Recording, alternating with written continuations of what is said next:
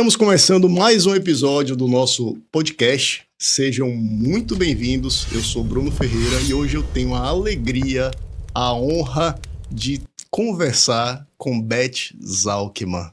Beth, muito obrigado. Seja muito bem-vinda. Eu adoro. Já estou em Salvador, já estou feliz. Coisa boa. Um belo convite, estou animada aqui para a nossa conversa. Acabei de descobrir o que é o Instituto do Pé, que eu sou curiosa, né? Já olhei tudo. Muito legal, Bruno. Maravilha. Beth, eu quero muito saber como tem sido conviver entre essas duas Helenas, tá? Mas nesse primeiro momento eu quero saber um pouco mais sobre você, sobre Beth Zalkman. Quem é a Beth Zalkman quando não está incorporando Helena Blavatsky, quando não está incorporando Joana d'Arc, quando não está incorporando outras mulheres como Hipátia de Alexandria? Quem é? Bom, sou uma carioca, mãe de 2 filhos, casada há muitos anos com o mesmo marido, com o Toninho, que também é ator, mímico. A gente teve uma companhia de mímica há muitos anos, viajamos pelo mundo todo com esse trabalho. Tenho 2 filhos incríveis, Gabriel e Violeta, agradeço sempre por eles já serem pessoas íntegras, sabe? Já estão me dando netos, tenho 3 netos, o terceiro está chegando, mas já tem que incluir, já falamos sobre isso, já acertei na conta, né? E sou uma curiosa, amo as relações, sou curiosa em relação ao ser humano, sou curiosa, sempre fui em relação às questões místicas, sempre gostei, sempre me envolvi em trabalhos que me tirassem de um lugar comum, que me instigassem a gente conhecer todos os mundos que nos cercam. Sim. E não só essa realidade tão dura, né? Eu, como carioca, então, posso afirmar que a realidade está muito dura, mas eu amo. E a arte? A arte, o teatro está na minha vida desde sempre, né? Estou igual aqueles programas. Desde quando você começou a cantar? Desde 2 anos, eu acho. Mas o teatro sempre esteve Sim. na minha vida, sempre. E é incrível, né? Quando essa sempre foi a minha identidade. Eu amo o teatro. Mas trabalhei durante 30 anos com educação. Eu sempre fui criadora de projetos educativos, sempre fui coordenadora de artes em escolas, sempre ligada à arte. E eu tenho certeza hoje em dia, depois dessa trajetória, que o mundo da educação me deu um suporte, um entendimento sobre o ser humano muito especial. E o teatro me possibilita mergulhar nesse universo, com esse olhar democrático, com esse olhar que a gente toque o ser humano do jeito que cada um é, e não do jeito que a gente quer olhar. Então, isso é uma mistura dos olhares da educação com o teatro, né? O respeito, né? A empatia. A gente fala tanto essas palavras. Com certeza. Mas é tão bom, sabe? É muito bom. Essa sou eu acho, mais ou menos, né? Sou divertida, adoro uma piada, mas agora não estou lembrando nenhuma. Você veio para Salvador, está no lugar certo. Amo estar aqui em Salvador. Vai aprendendo, daqui a pouco você vai aprendendo o baianês, algumas gírias, algumas expressões típicas. Você sabe que já é a 4ª vez que a gente vem com terceira com Blavatsky. Sim. E já viemos uma com Anime. Essa é a 3ª vez com Blavatsky. É? E já vim também com Brimas, outras peças, mas Blavatsky é incrível, né? Já é íntima dos baianos aqui. Já está em casa. Imagina, se não, né? Beth, você acredita no teatro como um instrumento de manifestação da espiritualidade? O teatro é um ritual. Ele é realmente o que eu acho que é a espiritualidade? Excelente. Eu acho que é esse contato com o divino, que é um divino que está dentro da gente. Nós somos seres de luz, nós somos seres divinos também. E o teatro nos possibilita mergulhar na história da humanidade em todo tipo de pessoas, de seres humanos que existem no mundo, sejam eles bons, maus, mais ou menos, não importa. E de todo tempo e espaço. A gente, no teatro, aprende a respeitar muito a história que precede a gente, né? Tanto a história dos grandes atores e atrizes que fizeram o teatro, também como a história da própria humanidade. E a espiritualidade está no próprio ritual do teatro. O teatro é um ritual. É um ritual. Antes de entrar, nossa, eu faço tanta coisa, sabe, no camarim, até porque a Blavatsky me tirou de um lugar muito comum de teatro, não comum que seja menor ou pior, mas tirou de um lugar mais cotidiano e me levou para um lugar mais ritualista ainda. Então, o teatro, eu acho que é a memória que fica para a eternidade do ser humano. Mais espiritual do que isso, não, verdade. Né? Então, essa, para mim, espiritualidade é isso. É a gente ser divino, ser de luz. E o teatro é isso, né? Ontem, quando nós nos falamos, você disse, eu estou passando a luz, não é? Exatamente. Estava lá, que é um momento também muito ritualístico. É bonito a construção do teatro, o que está no palco, né? Pisar no palco já você está aqui, você está no camarim. Você vai entrar no palco, ali é um universo. É um portal. É um portal. E ali naquele palco eu posso te levar, ou a peça, para qualquer lugar, para qualquer tempo, para qualquer espaço. Então, realmente é um portal. E a luz, como eu faço 2 monólogos, né, a luz contracena comigo. Né? Sim. E é uma luz do Ricardo Fugi, dos 2 espetáculos, que é incrível. Você vai ver. Com certeza. E ele, na Blavatsky, ele pegou vários elementos místicos, né? Até a flor de lótus aparece no palco. Porque a Blavatsky, ela adotou a flor de lótus como um símbolo para ela no dia da morte dela, que a flor de lótus ela atravessa o lodo, a água, o ar, abre-se a luz do sol com suas pétalas incólumes. Então, é realmente símbolo, divino, né? Realmente. E quando a gente passa a luz, é como se eu fosse me deixando chegar aos espaços que eu vou contar aquela história. Não, aqui é uma viagem, é uma delícia, é uma delícia. Eu amo fazer teatro, eu amo mergulhar nesse palco, que é um universo. Há quanto tempo você já faz teatro? Não parece, mas já há 40 anos. Nossa, já há 40 anos. Mas uma trajetória muito diversa, né? Eu comecei fazendo teatro, a primeira peça eu fiz com a Bia Lessa, A Terra dos Meninos Pelados, que era um infantil, um texto do Graciliano Ramos. Nossa. Incrível! E aí estourou como teatro infantil, que a Bia Lessa é uma diretora impressionante, né? E segui com essa história do teatro. Ao mesmo tempo, paralelo, entrei para a educação também, mas sempre ligada à arte. Tive essa companhia de mímica com meu marido durante quase 20 anos. É uma companhia que levou a gente para o mundo todo, né? Criamos muitos espetáculos educativos, muitos. Impressionante. Era a Mímica em Trânsito, que é o nome até da minha firma, que é um espetáculo de educação para o trânsito que a gente fazia nas ruas. Era Asma em Gestos, era qualquer questão, conteúdo. Sim. Trabalhamos para a empresa até não poder mais. As empresas adoravam a gente. Criam um espetáculo assim, em equipe, então a gente trabalhou muito com isso. E em 2010... Isso. Eu falei, não, chega, agora eu vou voltar para o texto com tudo. E aí não parei mais de novo com essa entrega para o teatro, né? Que é o meu lugar. Você Esse considera que esse é o propósito?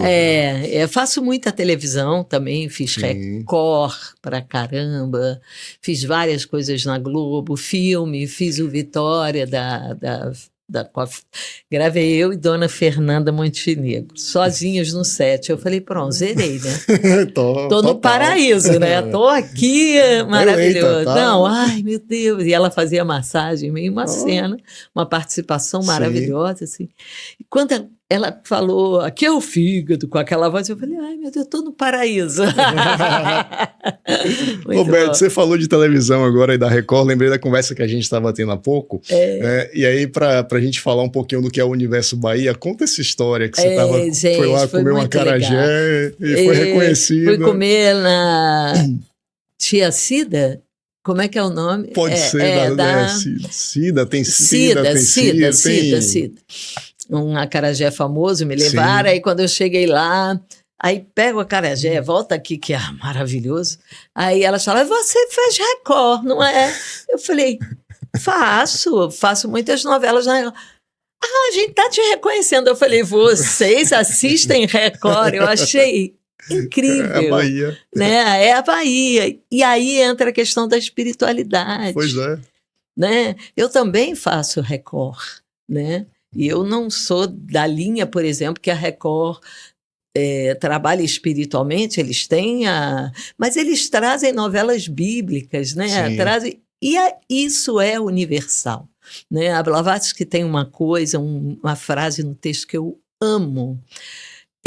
Quando as diferentes religiões, ou mesmo a filosofia ancestral moderna, se elas fossem estudadas, comparadas, sem preconceito, sem paixão, sem apego, a humanidade chegaria à verdade. Não há religião superior à verdade. Essa passagem dela é maravilhosa. Isso, ela trouxe isso para a humanidade. A Blavatsky traz isso.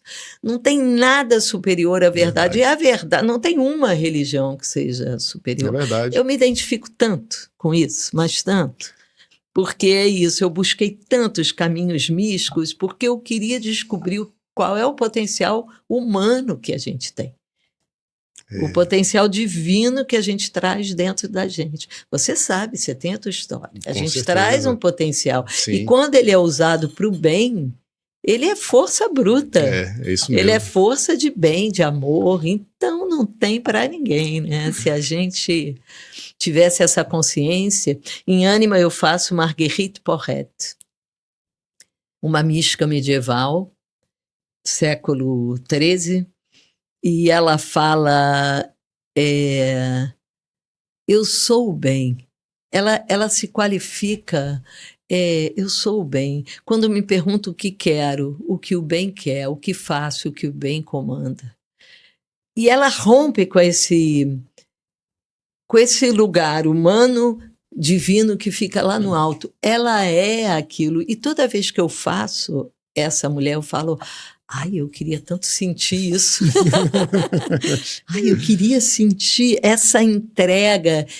E aí entra o teatro. No teatro eu sinto isso. Elas me possibilitam vivenciar coisas impressionantes, mas sou eu. Sim. Se eu sinto, se eu projeto, isso sou eu também. E quem está na plateia, escuta e sente, também é isso. Então, isso é muito bom, sabe? Isso é muito bonito. As mulheres estão me ensinando, estão me tirando do sério, mas estão me ensinando muito, muito, muito as personagens, sabe? E você professa o judaísmo na sua prática diária? Como é que é essa sua relação? Eu sou... Ou você é igual a Clarice, que é budista, judia. Eu ainda brinco que eu sou uma judia macumbeira. Então você está no lugar certo mais uma vez, por mais um motivo. Eu realmente gosto do que sacode, sabe? Sim. O judaísmo tem uma sabedoria ancestral maravilhosa. Maravilhosa, maravilhosa. A minha família é toda judaica. Eu tinha uma avó egípcia, judia do Egito, lia a bordo do café. Para você entender como é o padrão da minha família. Por parte do meu pai, são judeus poloneses que vieram, imigraram para cá, todos com uma... A família do meu pai era mais religiosa, mas todos ligados à religião de uma maneira de pertencimento, de identidade, Tá. e não de dogmas. Então, o judaísmo para a gente é pertencimento, é identidade. Criei meus filhos assim, meu marido não é judeu, e eles têm esse pertencimento. É muito importante a gente se sentir em algum contexto, né? Isso é verdade. Isso te dá norte, isso te dá chão. Referência, né? Te dá uma referência. Exatamente. Te dá centro. E a minha família sempre foi isso. Nós somos uma família judaica que adora uma festa de Natal. Porque tudo ao judaísmo, a cultura é ligado principalmente à comida, né? A peça Brimas, que eu faço com a Simone Calil, que é a avó dela era uma uma cristã maronita libanesa. Quando a gente foi escrever a peça, a gente viu tanta identidade, tudo que a avó dela fazia, a minha também fazia. Esse é o nosso pertencimento, Sim. né? E eu batalho muito por isso, porque existem caricaturas judaicas, né? E agora a gente está num momento bem delicado, né? Que o antissemitismo começa a voltar e quando você precisa gritar, né? Que eu sou, mas eu penso dessa forma, eu não penso nessa. Você tem que se diferenciar para não entrar num bolo, porque a coisa não está muito boa, né? Mas é importante, né? É importante. Eu não sou uma religiosa, eu sou uma judia de pertencimento, de cultura, de identidade, e a minha família e meus filhos foram por aí, é muito bonito de ver, sabe? Com certeza. As festas judaicas, olha, é maravilhoso, maravilhoso. Aliás, tem muita coisa. Pertencer, né? Como vocês, com a sua história linda, maravilhosa, vocês pertencem àquilo. Sim. Eu não preciso ser aquilo, mas aquilo me pertence e eu pertenço ao judaísmo. Que lindo. Maravilhoso, maravilhoso. E agora sim, tá? Agora eu quero saber como é que tem sido essa experiência de conviver entre essas duas Helenas. Professora Lúcia Helena Galvão, que escreve o texto da peça, e Helena Petrovna Blavatsky. Quem foi que chegou primeiro? A Blavatsky. É? O Luiz Antônio Rocha, que é o diretor da peça, meu parceiro de trabalho já há muitos anos. A gente montou Brimas, ele dirigiu, e aí um dia eu fui jantar na casa dele, ele falou, vamos montar alguma coisa? Vamos. Ele falou, aí tirou da gaveta um projeto que ele já tinha há 30 anos. Blavatsky, eu falei, não, eu quero, vamos. Fiquei doida, porque eu conheci a Blavatsky na minha juventude. Eu sou amiga até hoje de uma família mineira espírita, muito incrível, muito incrível. A mãe, imagina, eu com 18 anos ia para a casa deles e a mãe falava para a gente sobre Blavatsky. Eu falava, gente, quem é? Que mulher é essa? Que incrível. E ela contava e a gente ficava igual história de criança. Assim.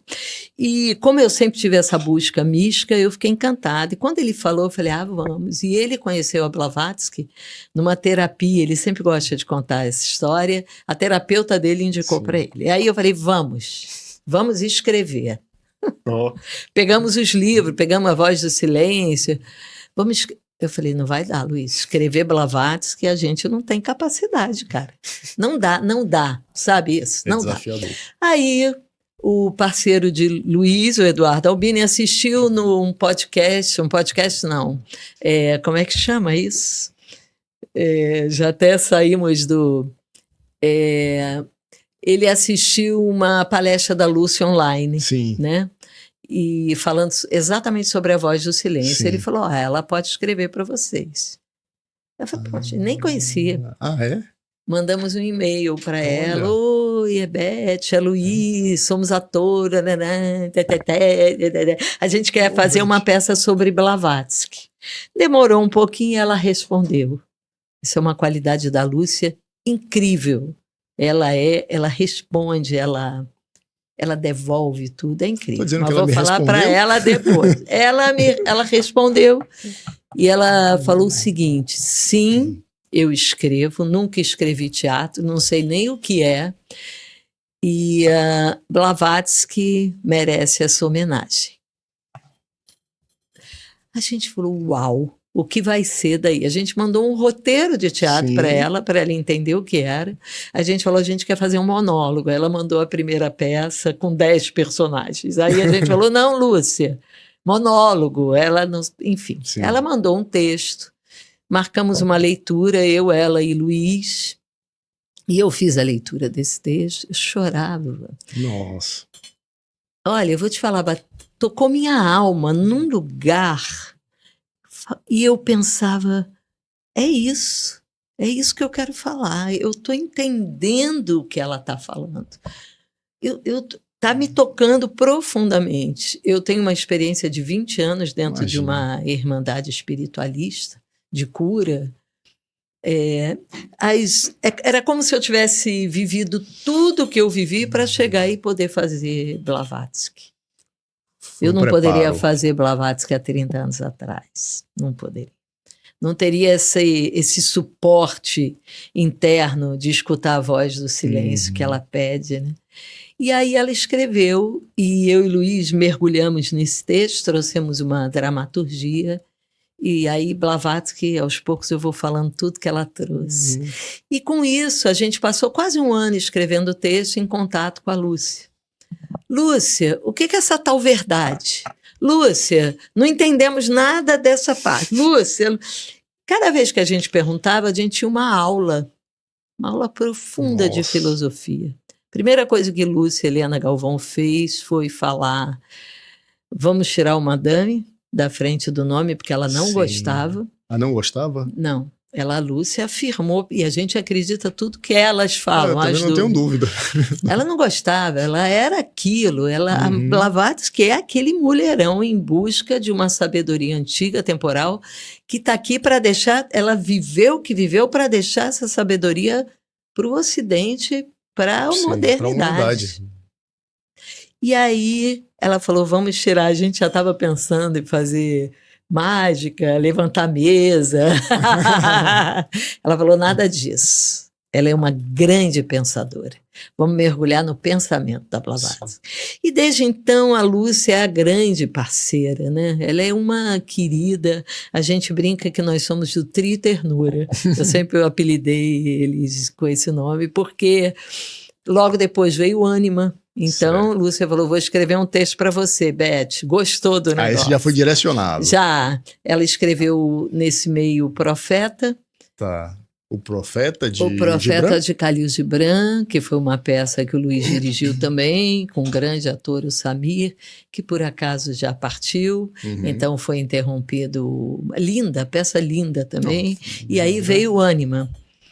Aí a Ânima, ela falou, vou escrever, são 6 mulheres. Eu falei, 6? E é incrível, depois conto sobre Ânima. E foi assim. Então, Lúcia Helena Galvão é extremamente conectada com os princípios que ela traz. Isso é incrível. Ela acaba uma palestra, ela fica 3 horas assinando livros e tirando fotos. O que você pergunta, ela tem uma resposta. Ela trabalha o sacerdócio dela, está muito claro, né? Ela fala uma coisa belíssima numa conversa, né? Eu perguntei, mas Lúcia, como a gente descobre o nosso propósito? E ela fala, quando a gente sente que a gente está crescendo com ele. Olha.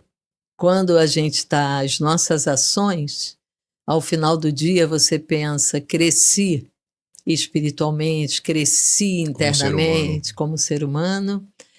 Então a gente deu esse passo, então você está no teu propósito. O propósito ele não está lá do outro lado e longe, está aqui. Isso é Lúcia, sabe? A Lúcia é incrível, é maravilhosa, assim, ganhamos uma pessoa querida e íntegra, né? E nos ensina cada vez mais. Um dia também ela falou, eu falei, Lúcia, e agora? Eu com a Blavatsky, ela falou, Beth, eu quero te contar uma coisa. A gente nunca anda para trás. Agora que você foi absorvida pela Blavatsky, Certo. que você se deixou absorver pela Blavatsky, ela e o Luiz Carlos, o marido dela, não tem mais saída. Daí para frente. Você se permitiu mergulhar no universo da Blavatsky, você se doou, né? A sensação que eu tenho é que quando eu vou fazer a Blavatsky, é como se o meu corpo é uma incorporação mesmo. Sim. Uma incorporação teatral, mas é uma doação do meu corpo para aquele personagem, para que ele tome conta da cena. Uhum. Eu não posso ter a petulância de interpretar, não tem nem capacidade de interpretar a Blavatsky, ela é. E ela realmente vai ganhando tempo, espaço, ela toma o meu corpo vai para o lugar que eu sinto que seria ela, aí vai a voz, aí vai tudo, é belíssimo. É isso. Você tocou num ponto aqui que eu vou até antecipar um pouco. Eu estava querendo falar sobre isso, sobre essa vamos chamar de, no primeiro momento, de interpretação, mas que não é apenas uma interpretação, né? E aí eu fico vendo ali, eu não assisti a peça ainda, vou assistir hoje, mas assim, lógico que a gente vai ali buscando as referências, né, pesquisando, vendo, e eu vejo aquilo ali, e digo que não é só uma interpretação. E aí eu fico me perguntando, como é que qual é a técnica que você utiliza para chegar nessa personagem, Helena Blavatsky? Porque tem o seguinte, e aí é uma avaliação, uma ideia minha, né? Eu imagino que muito mais desafiador você interpretar, vamos usar essa palavra aqui por enquanto, tá? Interpretar uma personagem que de fato viveu, tá? Esteve aqui nesse plano, né? Na fisicalidade, esse véu de Maia, que sabe tudo isso, teve essa experiência, do que um personagem que é fictícia. Então, me parece que deve ser muito mais desafiador interpretar uma personagem que viveu real, né? E aí eu fico imaginando o seguinte, como é que se dá essa aproximação? Qual é a técnica que você usa para... Se é que tem alguma técnica, né? Se é alguma técnica para que ela chegue, né? Para que ela chegue. Cada ator busca o seu caminho, né? Eu estudei muita técnica do Michael Chekhov, que é uma técnica psicofísica. Então, tudo está no corpo e na imaginação. É muito bonito o ser humano, né? A gente é um universo. Sim. Não necessariamente você tem que buscar internamente a experiência daquele personagem para você chegar até aquela experiência, nem tudo, mas a tua imaginação, e eu acho que também com a maturidade, a gente vai ampliando o nosso universo. Por isso que eu falo que fazer Blavatsky agora, para mim, é perfeito, né? Não sei se eu teria esse manancial de imaginação, mas, enfim, sairia alguma Blavatsky. Então, o processo é imaginação. A gente traz para o campo da imaginação, é tudo muito esotérico, eu acho. Que é aqui, está tudo aqui, né? Está tudo...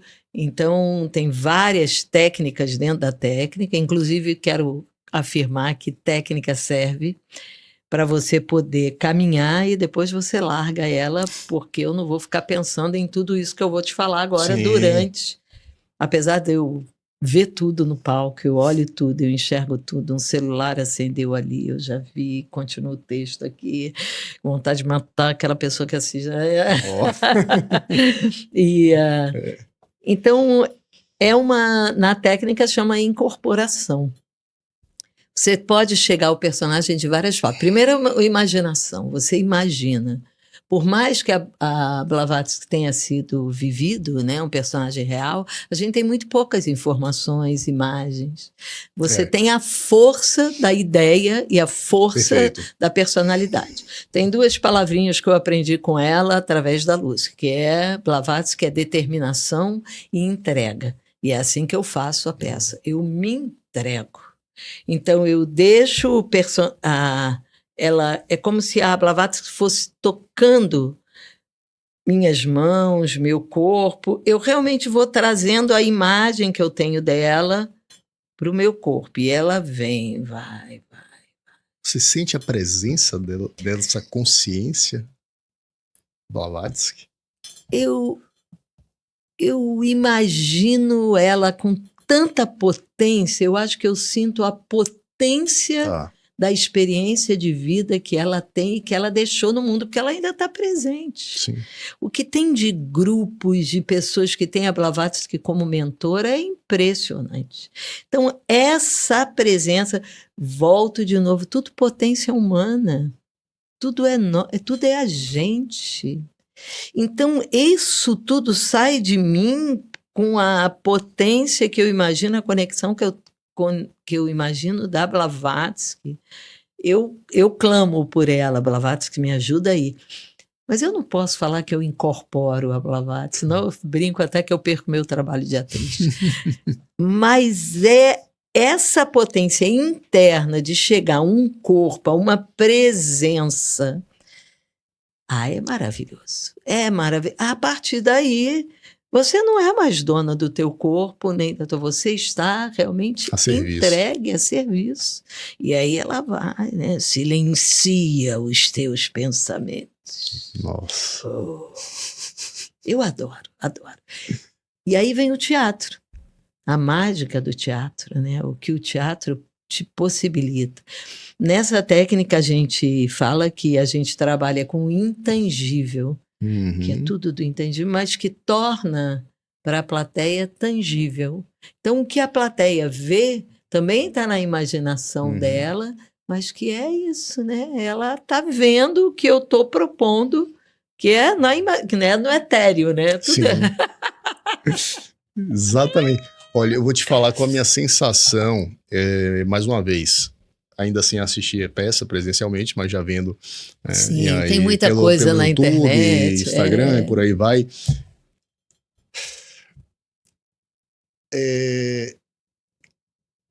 Eu entendo que ali não é uma mera interpretação. Ali deve ser alguma coisa com uma incorporação, mas para mim, quando eu olho e eu vejo aquilo ali, e o que eu estou vendo é que naquele intervalo de tempo da peça, ou pelo menos do trecho que eu pude ver até hoje, você é a Helena Blavatsky. Quem sou eu? Ali é como, assim, naquele momento ali, é tão real, Beth, é tão forte. Potente, né? Potente, que ali você é Helena Blavatsky. Assim, e aí eu tô falando como espectador, como alguém que tá de fora e que tá olhando. Né? Então eu digo, assim, até para depois, assim, olhar você e dizer assim, não, aqui é Beth, mas... Quando eu saio da apresentação, vou lá fora tirar foto como Beth, nossa, você é tão pequenininha. E você é mais jovem do que ela. Eu falei, pelo menos, né? Mas eu acho que tem a potência. Tem. E, mais uma vez, essa potência está em nós. Nós temos essa potência. E o teatro te possibilita chegar nessas potências. Sim. E também nas impotências, né? Então, como é uma personagem muito potente, muito profunda, olha, já fiz mais de 200 vezes Blavatsky. Cada vez que eu faço é como se eu entrasse num novo labirinto. Eu não sei como é que eu vou sair do outro lado. Posso fazer um espetáculo, mas eu não consigo fazer um espetáculo frio ou um espetáculo técnico. É Pro forma, nada. impossível. Impossível, não tem como. Nada pode afetar uma nação ou um homem sem que afete todas as nações, todos os outros homens. Como você fala isso sem emoção, sem propriedade blavatskiana? Não é nem a minha. E aí eu acho que nesse momento conjuga a minha crença com a dela. E aí, aí é uma explosão. Porque ela fala coisas que eu falo, eu acho isso. E cada vez que eu faço, muito bonito o processo. Demorei muito para entender o texto, com profundidade. E cada vez que eu faço, algum lugar ressalta, pula, assim, para mim, fica mais forte naquela apresentação. E aí eu percebo que tem a ver com a plateia. Ah, é? A plateia, uma hora de silêncio. É um silêncio, é um mergulho. Às vezes eu escuto uns choros, às vezes eu escuto... Então, quanto mais a gente está junto à plateia, sentindo a plateia, são várias pessoas vivendo aquele mesmo momento. É muito bonito. O ser humano é incrível, cara. Tá meio estragado, mas é incrível, é belíssimo. Eu concordo com você. Sabe? Isso é uma força também que eu acho que quem é muito religioso, quem acredita no bem, religioso no sentido do bem, né? Sim. Não religioso ou fanático, não é isso que eu quero falar. Mas quando a pessoa acredita muito, que ela é capaz de transformar, de transmutar, né? A Blavatsky fala uma frase que eu amo, né? Da transmutação. Não é uma mera transformação como sair da água para o gelo, é uma transmutação. É de essência, né? De uma natureza para outra natureza. Olha que coisa. Ela realmente é demais. Você consegue perceber se ao longo desse processo você internamente passou por alguma transformação ou alguma transmutação, algo que seja que você consiga realmente dizer, não, aqui, ó, isso aqui foi... Às vezes a gente acha que não, mas é muito forte. Transmutação pura. Primeiro, o entendimento da responsabilidade de fazer Blavatsky e fazer todas aquelas mulheres. É uma responsabilidade. Muito grande. Né?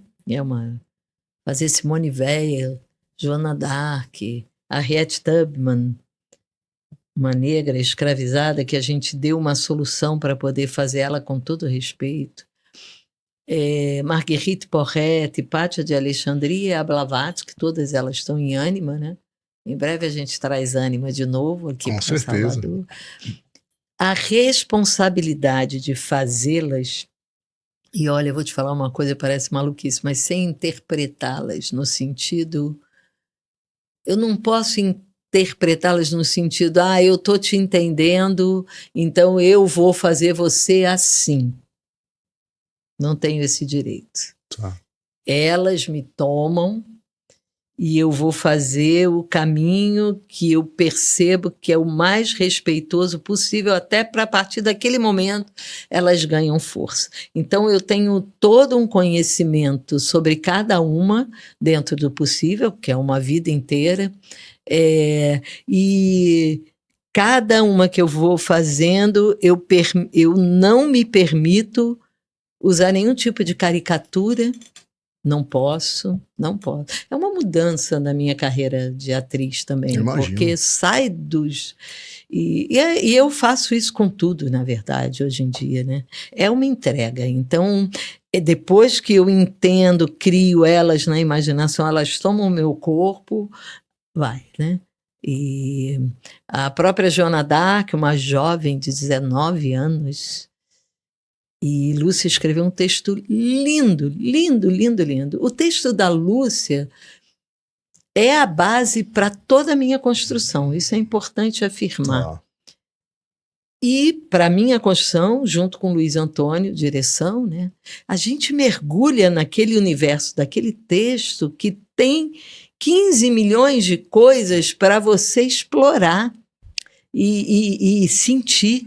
né? Então, Joana d'Arc, 19 anos, diante dos seus jurados, eu começo inclusive assim, ela está diante dos seus jurados, os que a condenaram à fogueira. Sim. 19 anos. Eu imagino o que é uma jovem de 19 anos, uma heroína e santa, mística, até não poder mais. Joana d'Arc é uma loucura, ela via as coisas. Aliás, todas essas mulheres são muito místicas, né? E ela via, então eu vou. Qual é a voz? Que corpo é esse, sabe? Aí vai. Você falou e agora eu me lembro que eu ali pesquisando sobre a peça, olhando, eu me deparei com acho que algum vídeo seu que você falava exatamente sobre essa fala de Joana d'Arc, que ela fazia referência à luz da fogueira para iluminar. Ah, é linda. Não tem? Tem. Deixa eu pegar aqui. Eu achei aquilo incrível. Mas o pedido que finalmente... Não vai chegar a Dona Joana inteira agora, mas ela é uma... Eu vou para um lugar jovem, sabe? É um outro lugar. Mas com... Ela é incrível, a Joana d'Arc, eu sempre imagino ela com uma espada, as entidades todas do lar. Mas o pedido que finalmente faço, não a vós, senhores jurados, tem uma arrogância da juventude, sabe? Uma petulância, assim. Não a vós, senhores jurados, mas a ele, a Deus. É que essa enorme fogueira que ergueste em minha honra seja capaz, nem que por um ínfimo instante, trazer-vos, senhores, um pouco de luz. Nossa. Texto da Lúcia. Nossa. Tem conteúdo. Tem força. Muita. Tem o que dizer. Muita. Eu caio dentro, né? Aproveito. Eu amo. Lucinha é incrível. Não é, Lucinha é incrível. Vou contar para a Lúcia. Muito legal, muito bom. Ô Beth, em relação à vida de Blavatsky, essa trajetória dela, o que mais te toca, assim, o que mais te encanta? Ela casou muito jovem, separou meses depois, incorporou o sobrenome do marido, porque o Blavatsky é do marido, que era bem mais velho do que ela, mais de 20 anos mais velho do que ela, né? Sai viajando o mundo inteiro, uma filha de militar, enfim, são tantas passagens que quando você pensa assim na biografia dela... Era uma escritora também. Tem, exato. A gente coloca a peça no último dia de vida dela, né? Para ter até a possibilidade da gente poder passar por toda a história e voltar para aquele momento final. E eu acho que ela tinha tanta noção do propósito dela, o que ela veio fazer aqui, ela não teve dúvida. Ela era uma pessoa extremamente mística, ela tinha, sim, os poderes paranormais, ela veio com uma mediunidade absurda, e ela tem até uma passagem que ela fala que ela usava os poderes paranormais, né, dela até para atrair gente, e isso deu um desgaste também fisicamente nela, porque não era isso. Ela não veio aqui provar que ela era uma bruxa, né? Ou sei lá o que, né, que faz fenômeno. Ela veio realmente para resgatar um conhecimento, e Lúcia afirma isso muito, que se não fosse Blavatsky, muitos conhecimentos da cultura antiga, temporal, né, de colonizações, não, de povos antigos, né, a gente não teria acesso. Então ela corre com isso, ela vem com esse propósito, ela faz doutrina secreta, né? Aquele mundo. Eu não consigo ler ainda. Eu li o primeiro volume. É muito difícil. É muito. Não é difícil. Você tem que ler num lugar que não pode ser racional. Você não pode querer entender. Essa é a minha dificuldade. Não é verdade? Você não pode querer entender aquilo. Você dizer para um geminiano que não seja racional é muito difícil. A Lúcia sempre aconselha. Por que eu falo da Lúcia? Durante a pandemia, a gente fez 3 apresentações online, 3 temporadas online de Blavatsky, que a gente fez uma apresentação em 2019 para 1.000 pessoas, a estreia, foi uma loucura. E veio a pandemia. Aí eu falei, não, mas eu não posso parar, agora não dá. E a gente fez online, botava 600 pessoas na sala virtual e ao final, olha que é a Lucinha, ela fazia conversas com quem estava ali presente, a gente abria, tinha conversas, perguntas, e ali a gente já foi aprendendo mais e mais e mais. Todo mundo falava, como é que a gente começa a estudar Blavatsky? Ela leia A Voz do Silêncio. E depois os depoimentos das pessoas para a gente, após a peça, olha, eu li A Voz do Silêncio, mas assistir a peça me facilitou. Porque até A Voz do Silêncio, né, que é um caminho de um discípulo na sua trajetória de aprendizado, né, ele vai entrando nas salas. Até isso é complicado, porque é um outro lugar de aprendizado. Né? Eu fiquei muitos anos nessa irmandade, eu falava, gente, eu estou mergulhando num universo, eu não tinha noção, é um outro aprendizado, né? É um outro aprendizado. É isso. Eu li, o primeiro livro de Blavatsky que eu li foi, de fato, A Voz do Silêncio, por influência de Lucilena Galvão, ela não sabia, mas foi. Né? Depois eu li, algum tempo depois eu li A Doutrina Secreta. Assim, não é possível. Não é possível. Não, isso aqui é incompreensível. Assim, e depois, assim, já agora, essa semana, por curiosidade, né, a peça se aproximando, eu disse, deixa eu pegar aqui esse livro novamente para ver aqui alguns trechos que estão marcados. Tinha coisas que eu marquei que já é uma outra compreensão. É muito legal isso. E aí eu já fiquei com vontade de ler novamente. Sim. E por aí vai.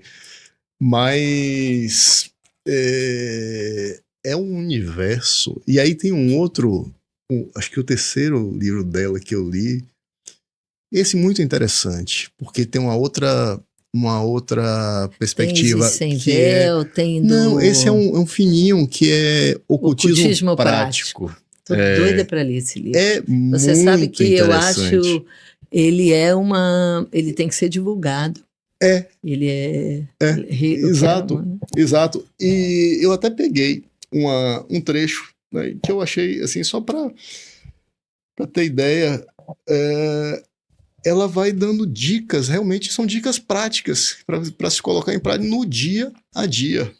Né? Então, incrível, né? tem uma passagem, acho que uma das primeiras passagens, ela diz assim, ó, levanta cedo, logo que tenhas despertado, sem ficar deitado indolentemente na cama, meio sonolento e meio desperto. Então reza com fervor, olha só, pedindo para que toda a humanidade possa ser regenerada. Para quem fala em heresia da separatividade. Estava pensando nisso agora. Pois é. Então aí você vai...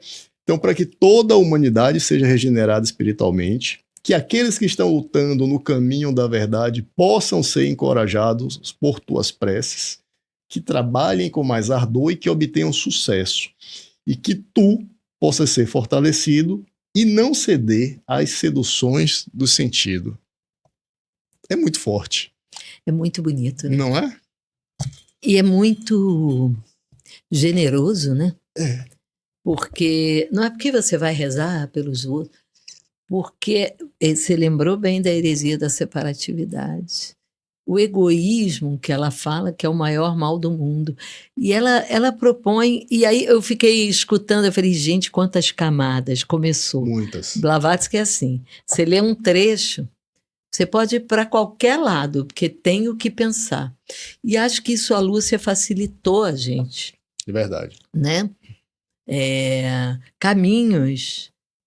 E outra coisa, a gente tem que ser mais profundo, mais reflexivo. A humanidade, pelo menos em sua maioria, detesta refletir, mesmo em proveito próprio. Isso é uma fala da Blavatsky.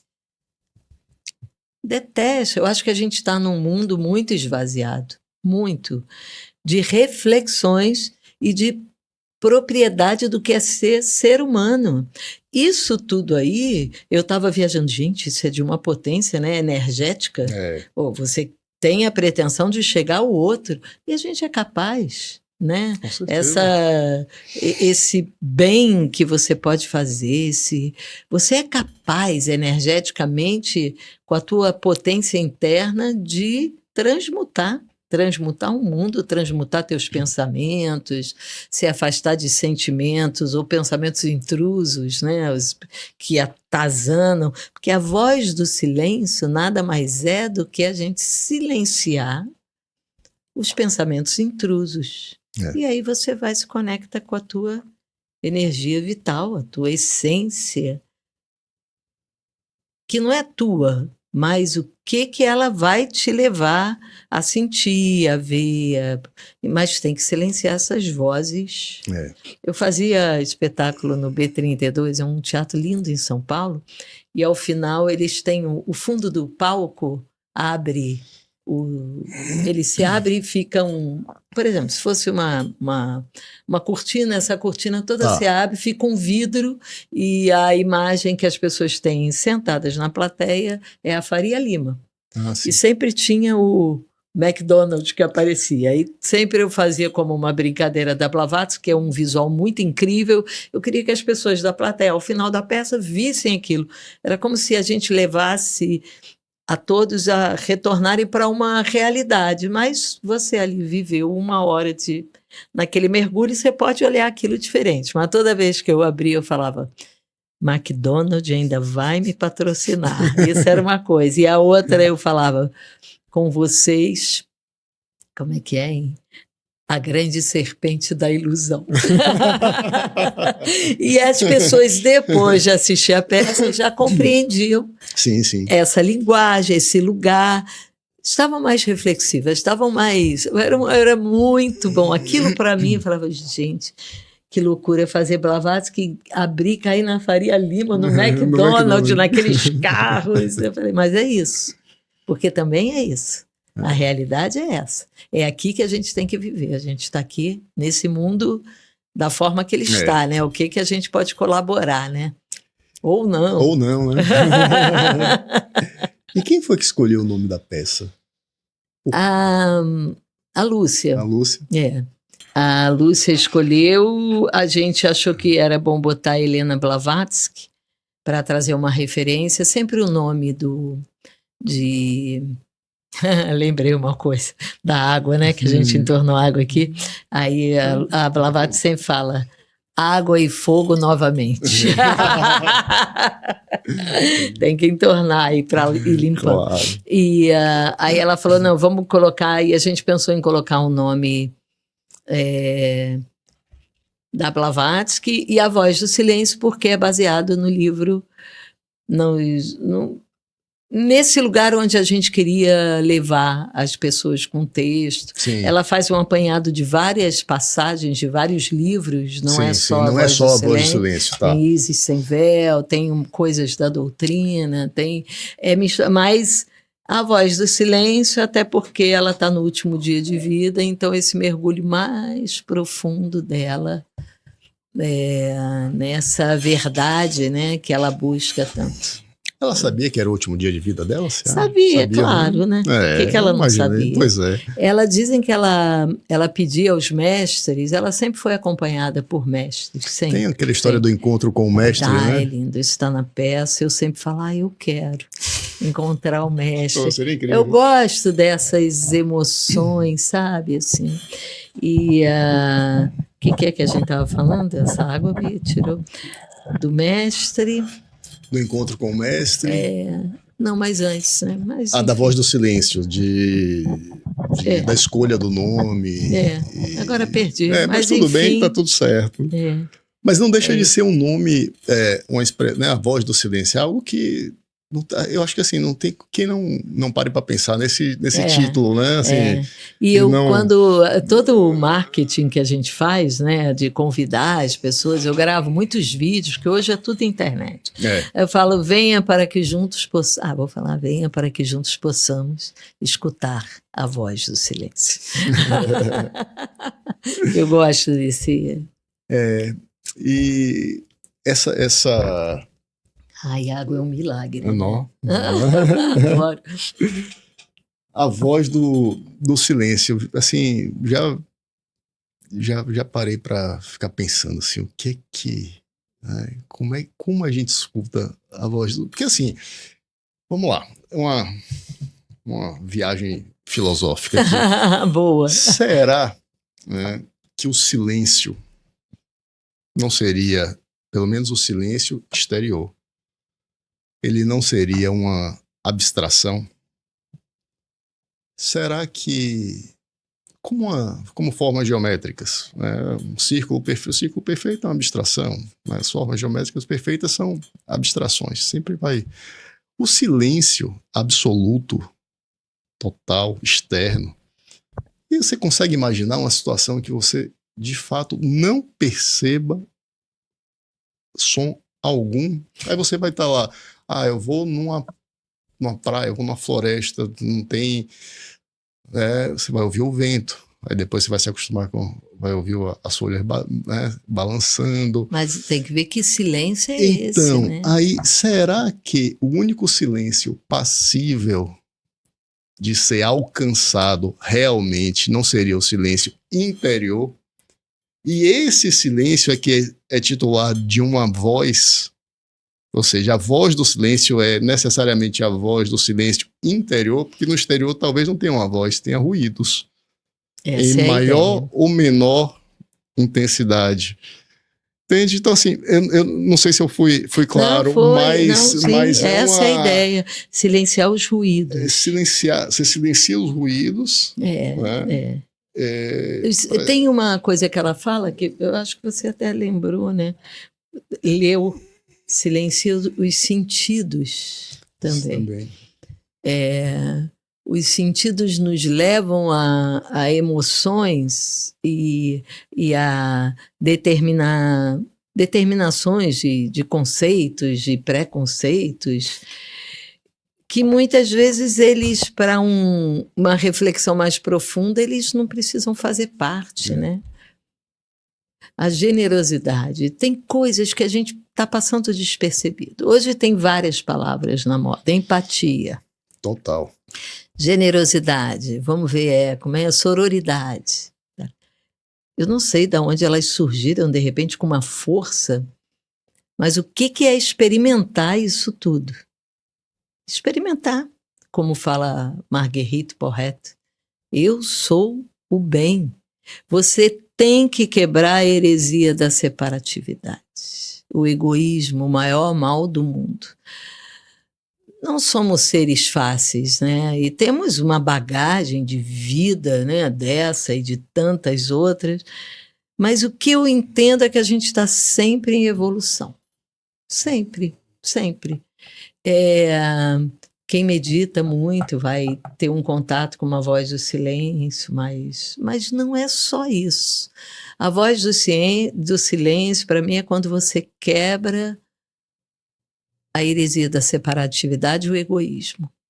É quando o teu olhar ele vai passar sem trazer da sua cabeça tudo que você tem como certezas. Então ele vai passar e as certezas vão ficando para trás. É assim que eu vivo a Blavatsky em cena. Eu vou deixando tudo para trás, eu não tenho certeza de mais nada. Mas eu trago a minha integridade, os meus princípios, no sentido dos que comungam com uma sociedade melhor, do bem. Então, é esse caminho, né, que a gente vai passando, mas realmente as certezas elas vão ficando para trás, e a única certeza que é bonita, uma coisa que também tem na peça, toca com os pés a terra, com as mãos o céu, da sonhada quadratura do círculo, um pontífice pelo qual os mais puros e nobres ideais transitam do céu à terra, do metafísico ao físico. Somos seres metafísicos. Sim. Quando a gente se percebe pontífices, que é o pé na terra e a cabeça no divino, né? Então a gente entende um pouco essa caminhada, né? Na filosofia, a Lúcia repete muito isso, é a nossa caminhada para chegar ao divino. Então, nós temos que nos melhorar a cada dia, a cada momento. Mas sentir isso é maravilhoso. Eu fui falando aqui, eu já vou me colocando, porque como eu trabalho muito com essa questão física e da imaginação e da... Eu já gosto de sentir. Eu falo, olha que delícia, vai lá. É isso. E a gente vai trazendo um silêncio, né? Um aquietar. Eu acho que esse é... Você fez um gesto agora parecido com aquele primeiro arcano do tarô mago, né? Exato. Assim, e eu uso um gesto que eu não sei de onde vem. Uma mão para baixo, a lemniscata na cabeça. Assim... É isso. O que é místico? Somos seres místicos. A gente sabe o que é quando a gente está diante de alguma coisa que nos impacta. Você fala, uau. Eu até coloquei em Ânima uma passagem de uma conversa com Lucy, que ela fala que a gente tem uma borboleta que fica adormecida no peito. Quando a gente vê alguma coisa ou alguém que nos coloca nesse lugar que eu estava falando, fala, uau, num outro patamar, que não é nem isso tem na técnica do Chekhov, não é um olhar assim, é um olhar que vem por aqui. Né? Que ele chama até seres superiores. Quando a gente encontra alguém, alguma coisa que nos mobiliza, que nos impacta, essa borboleta começa a bater as asas e aí ela vem, ela quer sair, ela já nos traz uma vontade de chorar, de rir, nos coloca num outro lugar de sentidos. A Lúcia fala, isso é conversa de borboleta. E eu falo, é isso que eu tenho quando eu faço a Blavatsky. Eu fico numa conversa de borboletas, sabe? Vai me levando para lugares. Para isso, eu tenho que estar muito conectada com esse meu silêncio, para que o que eu for falar com o corpo, com a mente, seja realmente grandioso como a Blavatsky, né? Com certeza. Que viagem, né, gente? Muito mais. É muito bom, né? Demais. Você que está provocando demais, aí, Bruno. Né? Tá. Mas a provocação é recíproca e assim a gente vai. Por exemplo, você falou ali, lembrou mais uma vez, né, de uma frase que a gente já disse aqui algumas vezes sobre a verdade, nenhuma religião ser superior à verdade. E a gente vive hoje numa sociedade da pós-verdade, né? Que nada mais é verdade. Não tem mais verdade. A verdade depende disso, depende daquilo, depende... Que dificuldade. Como é que você entende Blavatsky sem essas... na sociedade atual? Né? É difícil. Muito. É difícil. Muito. Está desgastado, né? Até a reflexão está desgastada. Parece que você tem que refletir, que tem um caminho para refletir, né? Se você pensar no outro caminho, já Pois é. Como é que você reflete assim, né? Pois é. E aí a reflexão também, muitas delas são muito apegadas, né, às crenças e aos conceitos. E você trouxe uma coisa que eu acho incrível, que você diz, eu não tenho certeza de mais nada. E aí eu lembro de uma passagem de Kant, que ele diz que a inteligência do homem se mede pela quantidade de incertezas que ele é capaz de acumular, e não pela quantidade de certezas, né?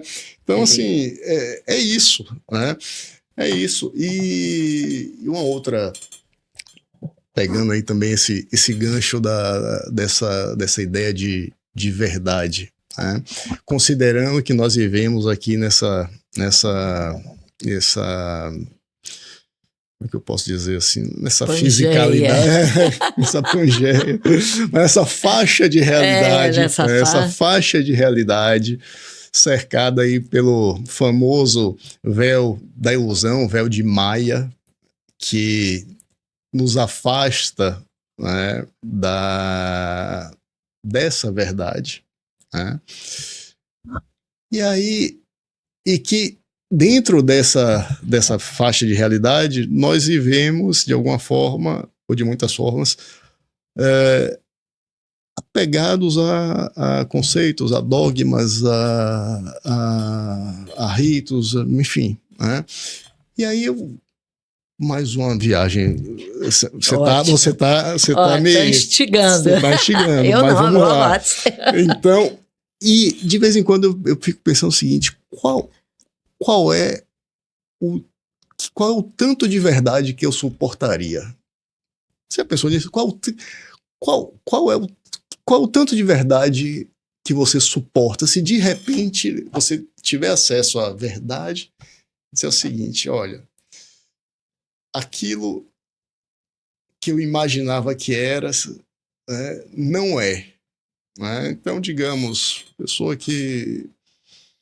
Enfim, se você tem um determinado dogma religioso e aí Sim. suas crenças, você descobre que, olha, isso não é a verdade. Ou não é só isso. Ou não é só isso, é diferente do que você pensa que é. Até onde você suportaria a verdade? Aí eu tenho uma ideia sobre Deus, eu tenho uma ideia sobre, né, os orixás, as entidades, tenho uma ideia sobre os espíritos, tenho uma ideia sobre reencarnação, E se de repente eu digo, nada disso aqui é como eu imaginava. Eu estava pensando uma outra provocação. Se me falassem que nada disso é verdade, porque eu acredito que cada um vai buscando um caminho, porque não existe uma única verdade dessas que a gente está se referindo agora. A Blavatsky traz essa verdade superior, né? Mas se me dissesse, você acredita nisso? Não acredita? Eu não teria outro caminho a não ser o caminho espiritual para me conectar com o mundo. Isso é uma escolha. Eu não tenho outro caminho. Eu amo a espiritualidade, eu amo a relação, eu amo descobrir cada vez mais a potência do ser humano. Então é um caminho. Eu acho que eu sou uma pessoa mística, né? Porque eu gosto disso, sem ser religiosa. Mas eu gosto de rituais, eu gosto de ir em todos os lugares. Mas eu entendo, quer dizer, você sabe que a coisa mais difícil para a gente se responder é o que é essa verdade. É. Então, eu acho que não é que a gente não vai acreditar ou acreditar. É porque a gente não sabe o que é essa verdade. A nossa própria formação ou a nossa busca ainda é muito neófito, ainda é muito... Olha, eu faço essa Blavatsky que eu tenho horas que falo, gente, eu não sei nada. Ainda mais... Eu já abri várias portas internas e eu estou disposta e o que eu quero é seguir nesse caminho, em busca de o que a minha persona é capaz de suportar ou de mergulhar, não sei, porque ainda faço terapia, ainda tenho as minhas limitações, os meus egoísmos, os meus ciúmes, as minhas invejas, sou normal. Mas tem uma busca que, com essa experiência, mudou o caminho de busca. Tem um caminho diferente. Tem um caminho, que é isso que você está falando. Pode ser que caia tudo por água abaixo.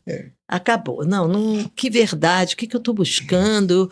Mas tem o caminho interno, que é esse desejo de evoluir como ser humano, ser um ser humano melhor. Isso já está na minha lista, já estou nesse caminho. Agora, de que maneira eu vou fazer? Aí cada um tem o seu... É a mesma, tem no texto da Blavatsky, que a senda ela é uma para todos. Os meios para atingir as metas varia com cada peregrino. Sim, é verdade. Então, eu acho que é isso. É uma angústia que não tem que estar no nosso caminho. Não é angústia, mas a vontade de buscar. A busca é linda, a busca, né? É incrível. Imagina se eu não vou num centro de candomblé e ali eu não vou sentir, claro. Pode ser que eu não entenda a metade, mas ali vou... Aqui tem alguma coisa que vai além de mim. Do cognitivo. Do racional. Movimentado por pessoas que têm uma crença, que vão, que buscam. Né? Porque nesse contexto ainda, né? Pegando aqui mais uma vez a já tão citada professora Lúcia Helena, ela sempre diz, pelo menos nas palestras, né, que o universo é cosmos e não caos. E aí, eu não sei se você já teve acesso a não sei se eu chamo de movimento, mas de uma série de... Hoje são pessoas estudiosas aí da área, que estão vou chamar de movimento. Uma busca, né? Exato. Que eles denominam de revelação cósmica. Tá? E na perspectiva da revelação cósmica, que é, inclusive, um dos principais aí... enfim, né, capitaneado aí por Jean Vauelan, ele diz exatamente o contrário. O universo é caos. Isso aqui foi uma criação indevida. O Criador caiu na criação. Né? E todos os problemas que existem hoje no universo advêm desse vício de origem. Por quê? Porque se tratou de uma criação indevida. E por aí vai. São mais de 50 livros publicados, várias palestras na internet, por aí vai. Enfim, e tem outras pessoas que têm produzido no mesmo sentido. Ou seja, são perspectivas diametralmente opostas. Sim. Né? E aí eu fico pensando, cara... E agora? Vou acreditar em quem, né? Então, assim... qual é, né, o que eu, nessa busca pela verdade, né, até que nível a gente suportaria, né? Eu acho que meu limite seria, e aí eu acho que é muito próximo do que você traz, que é o seguinte: se de repente o que eu imagino que aconteça, que assim, a nossa consciência ela não se extingua com a morte do corpo físico, e a partir daí elas têm um processo de evolução, esteja na condição humana ou não, tá? Se isso não houver. Gente, você está entrando... Aí tem a história da reencarnação. Aí tem... Então, são crenças, né? A gente... eu posso até não reencarnar, assim, não necessariamente nessa estrutura, mas continuar, né? Continuar. A consciência, ela... acho que se isso não fosse verdade, assim, se não houvesse essa continuidade, eu acho que seria meu limite de... Você sabe que depois da pandemia, a gente perguntou, Lúcia, a oportunidade, né, de reflexão, a humanidade não melhorou. Porque a ideia era que melhoraria, né? Quando os golfinhos começaram a aparecer lá na Bahia, ou no mar, porque ninguém mais jogava livro, ninguém saía de casa, né? Lembrei uma coisa bonita que a gente aprendeu também no caminho da Blavatsky. A natureza é a mais sábia das professoras.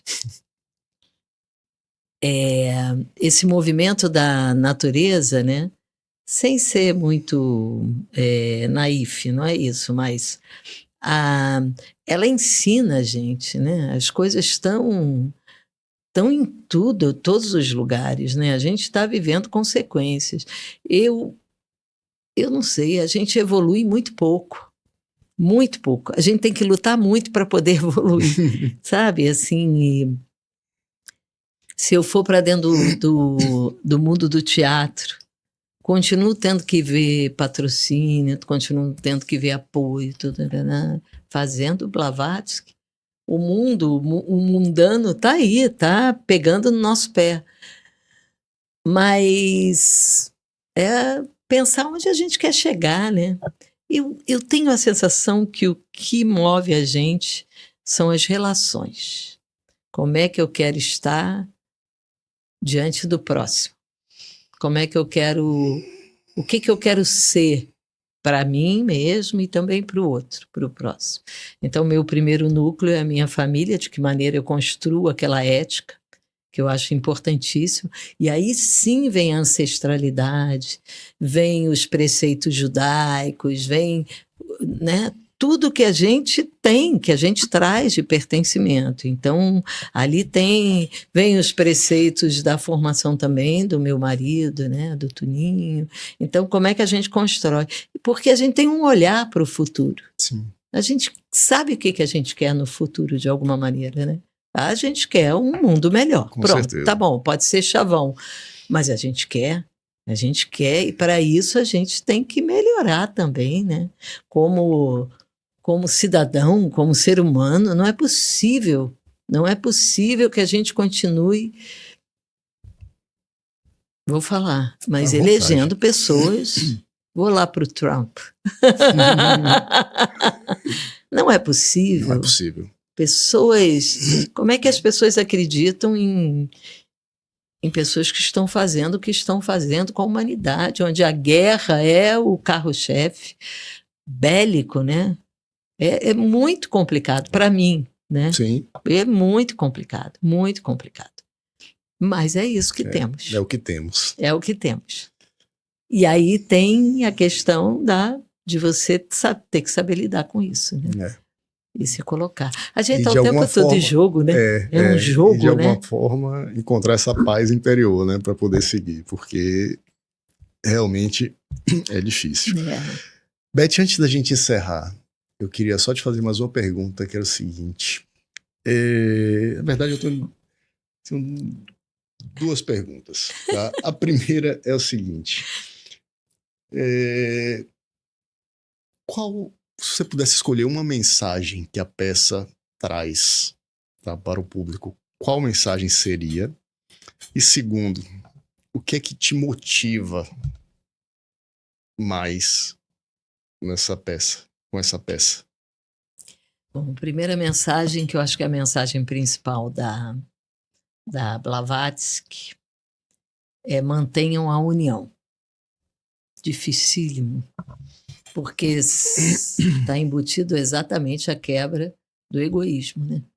Mas ela deixa escrito no último dia de vida dela: mantenham a união. Ela deu a dica, a gente que não pegou. E eu também fico pensando, né? 8 bilhões? 8 bilhões de seres no mundo. É muita gente. É muita gente para equalizar, né? Muita gente. Que bom. É bom. É bom isso. E qual é a segunda? A segunda é sobre o que te move. Né? Assim, o que é que... A gente esquece, né? Que já veio, eu falei 8 bilhões. Nossa, gente. Como é que todo mundo vai pensar a mesma coisa? Impossível. Mas existe uma coisa que é maior do que todos, né? Que eu acho. Mesmo enfim, não vamos entrar nessa assunto.